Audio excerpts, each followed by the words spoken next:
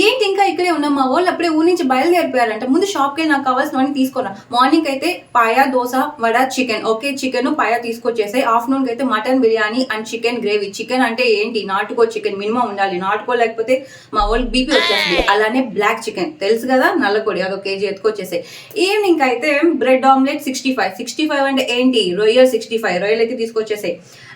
నైట్‌కి chicken gravy, fish fry చేస్తాను. Fish అంటే ఏంటి? కొర్రమీను లేకపోతే మా వోళ్ళు కంచంలో ఏళ్ళు కూడా పెట్టరు. ఓకేనా? అనియలు తీసుకొచ్చేసాయి త్వరగా. అంటే ఇవాళ సాటర్డే మర్చిపోయావా?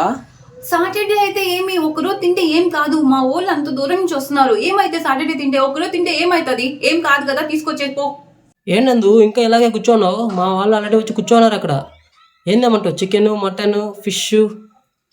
ఏం మాట్లాడుతున్నావు? ఈ రోజు సాటర్డే నాన్ వెజ్జా? పోయినసారి సాటర్డే అయినా పర్లేదన్నావు కదా నందు. అయ్యో, సాటర్డే అసలు నాన్ వెజ్ తినకూడదు. కావాలంటే రసము, egg curry. No egg non veg కదా. రసము, ఆలు ఫ్రై చేసేస్తా. ఓకేనా? ఆలు ఫ్రై అంటే మినిమం గోపి 65 అన్నా. గోపి 65 లేదు, సుధాకర్ 65 లేదు. రసం, ఆలు ఫ్రై చేస్తా. వచ్చిన వాళ్ళు ఏజ్డ్ పర్సన్స్ ఇవన్నీ తింటే హార్ట్ అటాక్స్ వస్తాయి.